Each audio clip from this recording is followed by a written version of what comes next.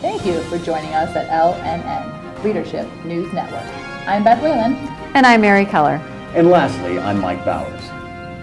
Today, we'll be taking an in-depth look at Northouse Team Leadership Model, Chapter 14. We hope that by the end of our presentation, you will have a better understanding of how the model works, why it's important, and mostly how you can apply it as an educational leader. I'm going to turn it over to Mike for a quick overview.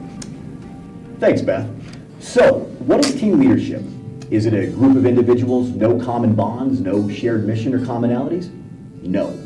Team leadership is a group of individuals that put aside their differences to become one unit. Team, cohort, all for a common goal. Teams can be task forces or standing committees, project management teams, or PLCs. The point is that the leadership is shared. It's lateral, not the old traditional boss, worker, top-down vertical model of leadership. TEAM. There is no I in team.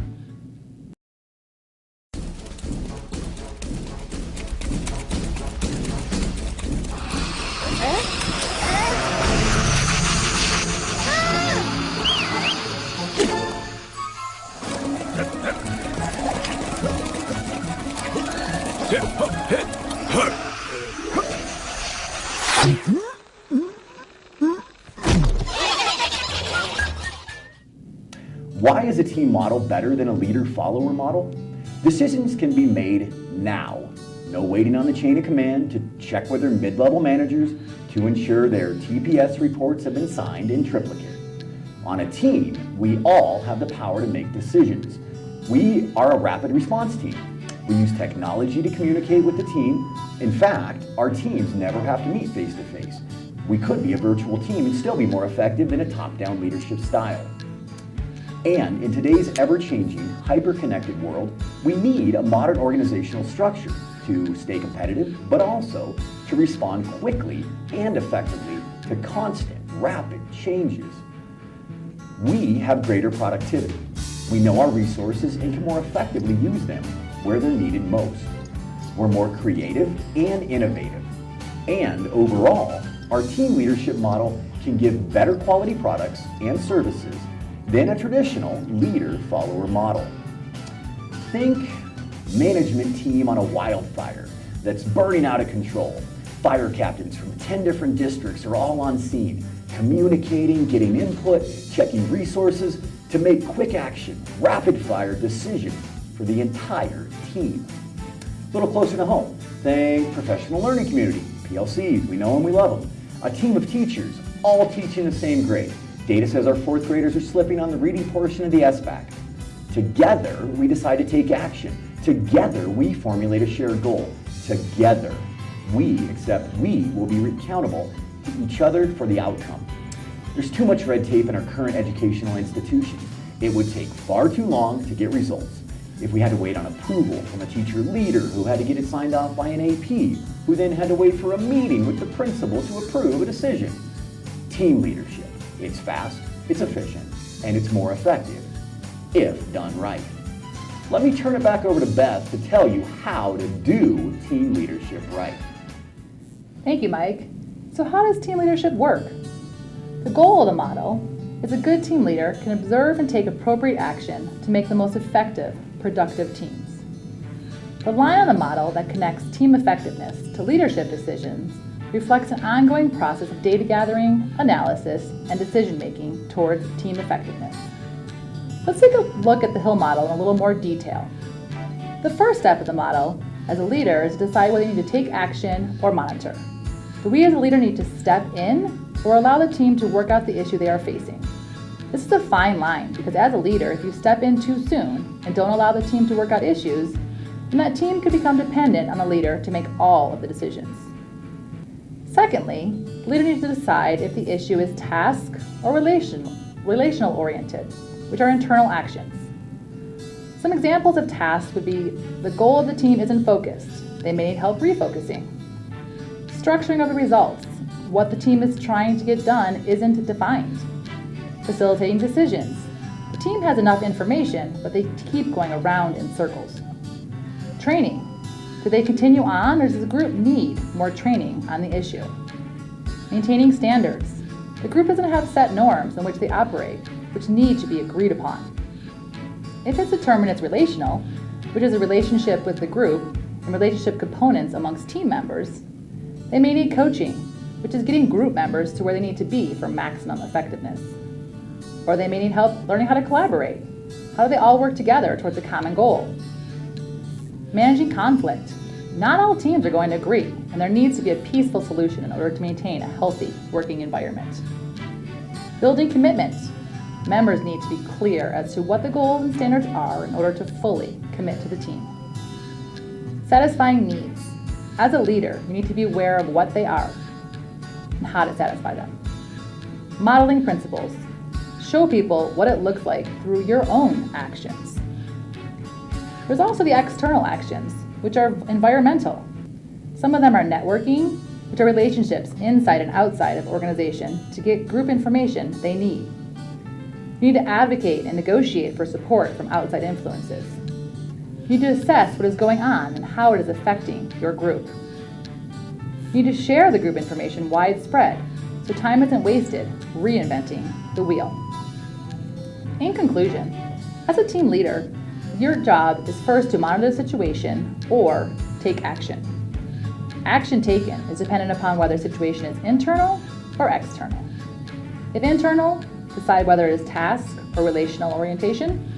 If external, keep aware of external environment which keeps groups from a place they don't want to be in. This whole model leads to team effectiveness, which has two parts.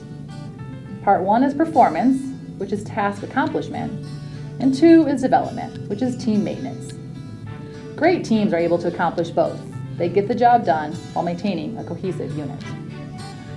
Larson and LaFasto state there are 8 characteristics of team excellence. When I looked at these, I immediately tied them to the role of a site leader. The first one is a clear elevating goal. The goal would be your school mission or vision plan. All stakeholders at your site have to be on board. Results-driven instruction. Curriculum decisions have to be driven by ongoing data collection. You must have competent team members. When hiring, it is crucial you hire the best person to fit the opening. They have to be able to work with the existing team. You need a unified commitment. Carefully thought out PLCs that have a purpose and groups that aren't just thrown together. You need a collaborative climate in your building. All members of your staff need to feel valued and voices heard in a productive, collaborative manner. Otherwise, you will develop a hostile environment. Your standards of excellence would be your school's non-negotiables. External supports and recognition. You have to reward your teachers for doing a good job and provide them with resources to effectively teach. And lastly, principled leadership. As the building leader, it is ultimately your job to be sure that all parts of your school are working together as a cohesive unit. As a team leader, you need to be able to assess if one of the 8 aren't being met, and then you need to be able to address that weakness. And I'm going to turn it over to Mary to discuss leadership decisions and related questions. Thank you, Beth. Now let's return to the Hill model and dig a little deeper into the 3 leadership decisions and the related questions that a leader needs to ask when deciding if and how to intervene with his or her team. The first decision involves answering the question, should I monitor the team or take action? When making this decision, leaders may want to refer back to the characteristics of team excellence that Beth talked about earlier. If one of the characteristics is missing or severely lacking, impacting the function of the team, the leader may consider taking action. For example, if a PLC at a school site is struggling to engage with the 4 critical questions as described by Dufour and his colleagues, and therefore not driven by student results, the principal might determine that action needs to be taken to focus the PLC in order to improve student learning and teacher pedagogy within the school. If it is determined an intervention is needed, the leader must then ask, should I intervene to meet task or relational needs? While tasks and relational needs are interconnected and impact each other, there are distinctions between the two. Making decisions, problem solving, developing plans, and achieving goals. In keeping with the professional learning community example I referred to earlier, the principal might choose, if he or she determines the lack of focus is a result of lack of planning, to intervene by requiring the PLC to develop or revise a SMART goal. On the other hand, if the principal determines the lack of focus is due to a lack of collaboration of group members, the intervention might entail some team-building exercises and/or coaching in interpersonal skills.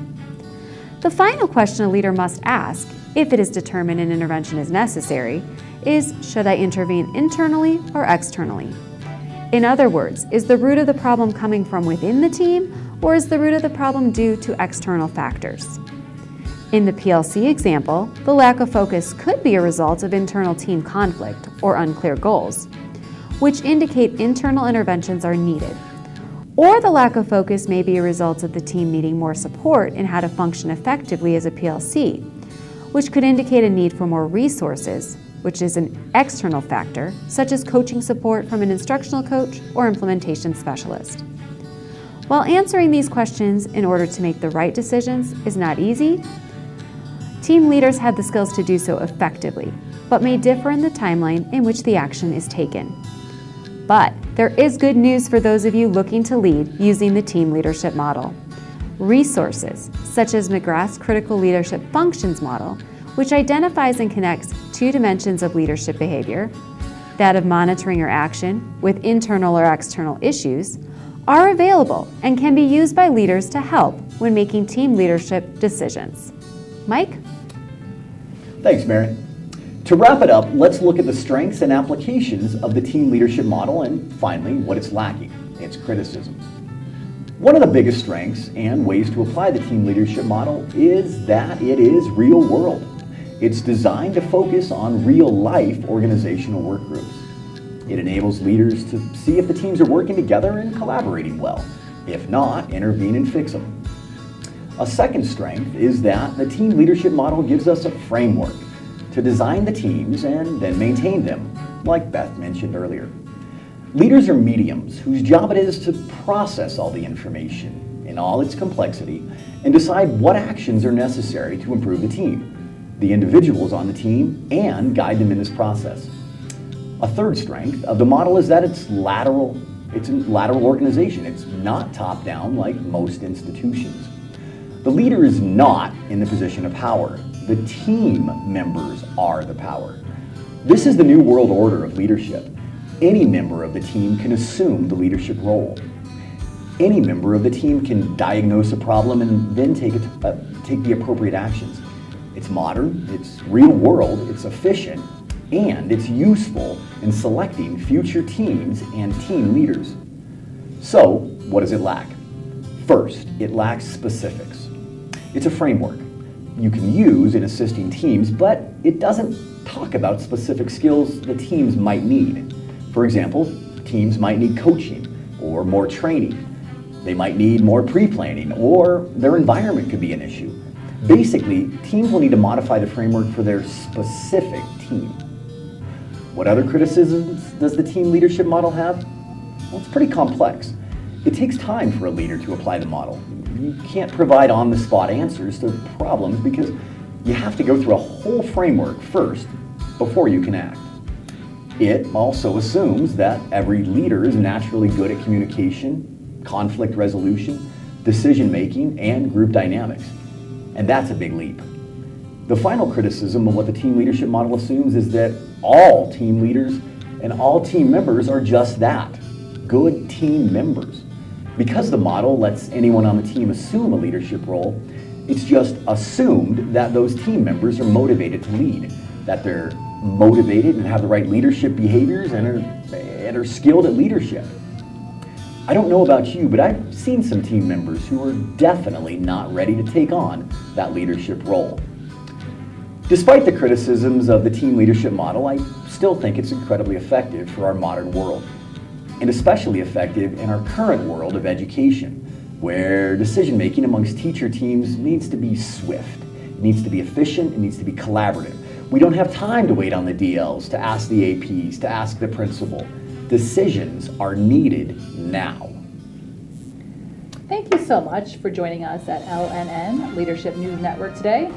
We hope you are having a better understanding of how the model works, why it's important, and mostly how you can apply it as an educational leader. Thanks for watching, Bye. everybody. Thanks. Bye-bye.